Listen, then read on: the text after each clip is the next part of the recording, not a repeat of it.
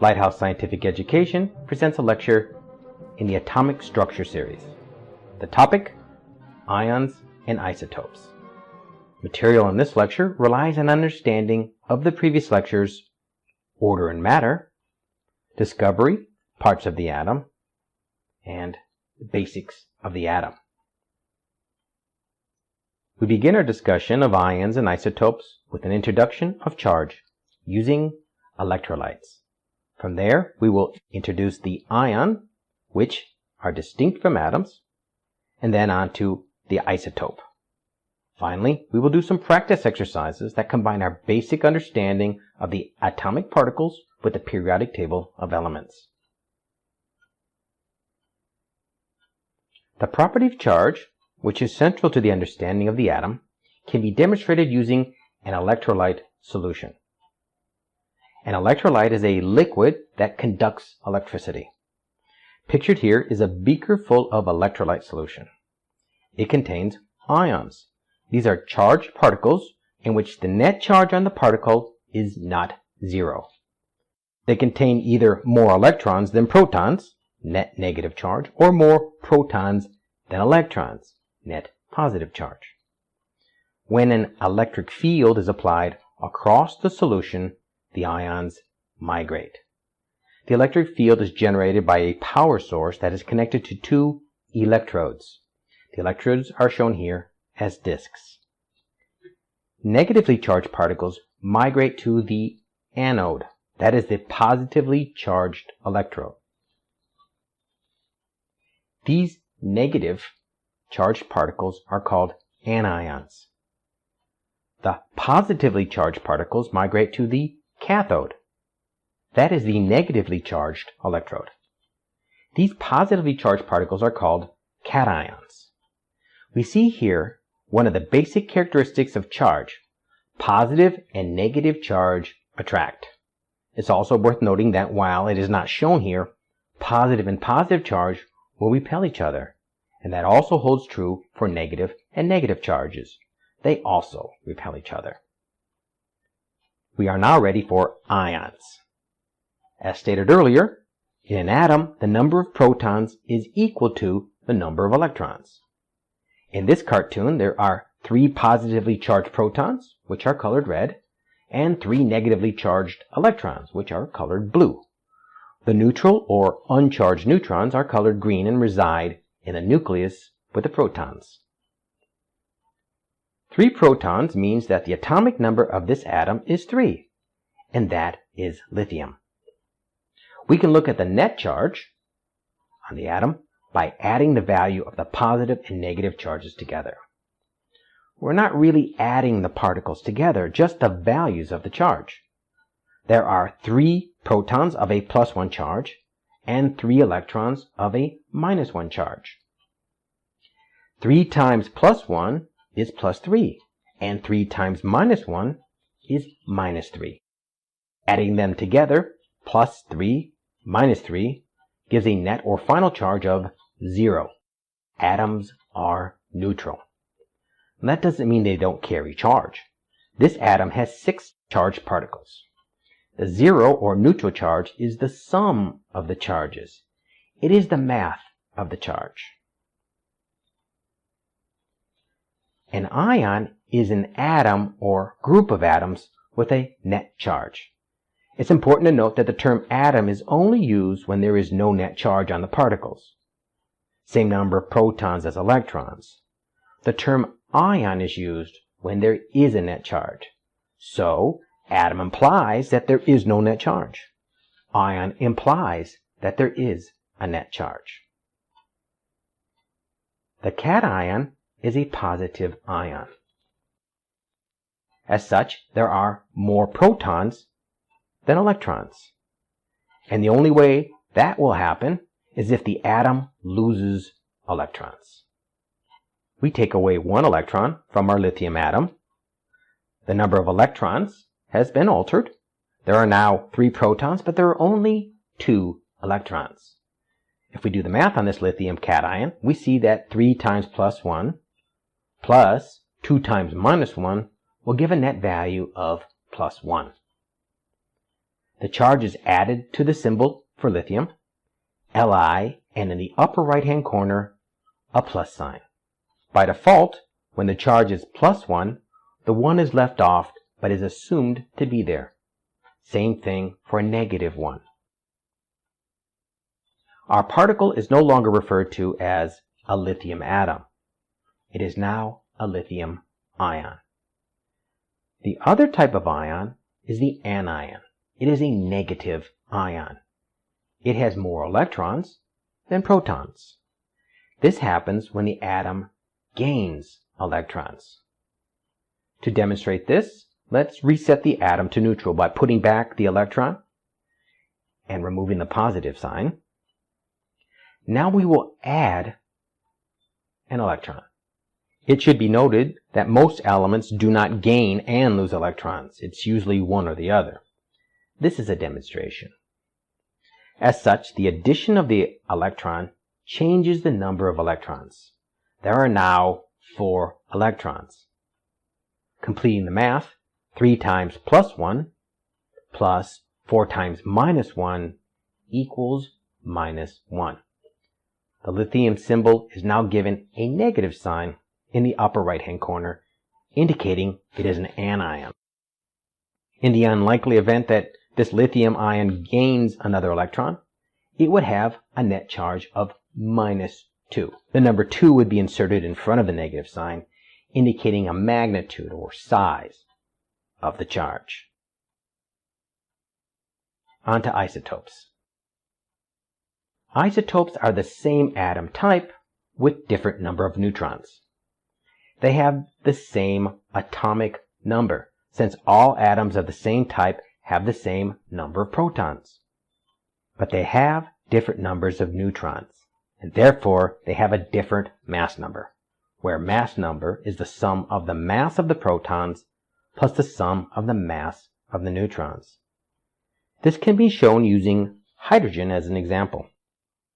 We begin with ordinary hydrogen.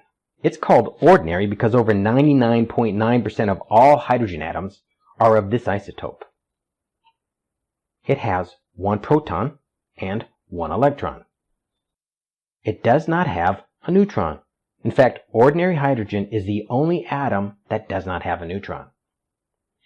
We can get a mass number for ordinary hydrogen in atomic mass units, AMU for short, by adding the 1 AMU from the proton to the 0 AMUs for the neutrons because there are no neutrons, yielding a total mass of 1 atomic mass unit. We can indicate the isotope type by adding the atomic number of 1 and a mass number of 1 to the element symbol in a manner similar to the periodic table. Compare that to deuterium, another isotope of hydrogen. Only about 2 out of every 10,000 hydrogen atoms is a deuterium isotope. It only has 1 proton, since it's hydrogen, but it also has 1 neutron in its nucleus. The mass of deuterium is 1 plus 1, for a mass number of 2 AMUs. It's twice as heavy as ordinary hydrogen. For deuterium isotopes, we write H with an atomic number of 1 and a mass number of 2. Our final isotope is tritium. It's a radioactive isotope and very rare. Being an isotope of hydrogen, it has the 1 proton, but it has 2 neutrons. The mass for tritium is therefore 1 plus 2 for a mass number of 3 AMUs. It's 3 times as heavy as ordinary hydrogen. For tritium, the isotope, the symbol H, has an atomic number of 1 and a mass number of 3. All elements have isotopes. It's not possible to predict the abundance of one isotope over another. Those had to be experimentally measured. To wrap up our discussion on isotopes, we need to visit the periodic table of elements. A closer look at the mass number on the table shows them, for the most part, to not be whole numbers. On the table, the mass number is an average of the weights of the different isotopes for that element. It is an elemental average. Furthermore, the average is based on the abundance of the different isotope types. The only time we see whole numbers is when we're looking at individual atoms. And then we are really counting the number of protons and neutrons. And that's what we're going to do next. We're putting our understanding of the atom, ions, and isotopes to practice with this table of atomic properties. Before we begin, we should review what we've learned. The atomic number is the number of protons in the nucleus. The mass number is the mass of protons plus the mass of neutrons. In a previous lecture, we rearranged the mass number definition to give us an estimate of the number of neutrons. Mass number minus atomic number equals numbers of neutrons. In an atom, the number of protons equals the number of electrons. Additionally, isotopes have the same number of protons but different number of neutrons, which is going to lead to a different mass number. As for ions, the cation is a positive ion, and the number of protons is greater than the number of electrons. And the anion is a negative ion, and the number of electrons is greater than the number of protons. Nitrogen-14 stands in as an example of how to complete the table, which includes mass number, atomic number, number of protons, number of neutrons, and number of electrons. Our exercise begins with this set of information. Our symbol of the atom of interest is not given, nor the atomic number or the number of neutrons. We can still fill out the column using the basic definitions. We can get atomic number from the definition of atomic number, and that is it is equal to the number of protons. We see that the number of protons is 36, so the atomic number must be 36. We can get the number of neutrons from our modified version of the definition of mass number, and that is mass number 81 minus atomic number 36, which gives us 45 neutrons. All we have left to do is determine which atom and isotope these values represent. For that, we're going to have to get out our periodic table of elements. We know that each element has its own atomic number. And the element that has an atomic number of 36 is krypton. We can complete the symbol by adding 36 atomic number and 81 mass number. The next set of information has the element magnesium as a cation with a +2 charge. The number of neutrons is also given. We also see that the symbol has included the atomic number of 12. We can put that into the table. For the definition of atomic number, we can also surmise the number of protons, and that is also 12. We see that the mass of the protons plus the mass of the neutrons will give us a mass number. The number of protons is 12, and the number of neutrons is also 12. 12 plus 12 is 24. The mass number is 24. At this time, we can also add 24 to the symbol of the ion. All we have left is the number of electrons. Well, magnesium has a positive charge, which makes it a cation. The cation has a +2 charge, which means that it has 2 more protons than electrons. If it has 12 positively charged protons, how many negatively charged electrons does it have to have if the net charge is +2? 10 electrons. 12 positives plus 10 negatives gives us a net value of 2 positives. Our next element is also an ion. Atomic number, mass number, and charge have been given. The ion is called bromide. From our definition of atomic number, we see that the 35 indicates that there are 35 protons. The symbol also provides us with a mass number of 76. Mass number 76 minus the atomic number of 35 gives us the number of neutrons as 41. And as a double check, we can add 35 to 41 to verify that it is indeed 76. And finally, on to the number of electrons. That negative charge up there on the bromide means that it is an anion. Anions have more electrons than protons. The -1 charge we see on the bromide tells us that it has one more electron than proton. It has 35 positively charged protons. How many negatively charged electrons does it have to have if the net charge is a -1? 36 electrons. 35 positives plus 36 negatives gives us a net value of -1. So we see that from the different combinations of information, along with the definitions we covered in this lecture, we're able to deduce the number of subatomic particles, the mass number, the atomic number, and if necessary, the actual element type. If you've followed how these values are determined, then move on to some practice problems and cement in that understanding.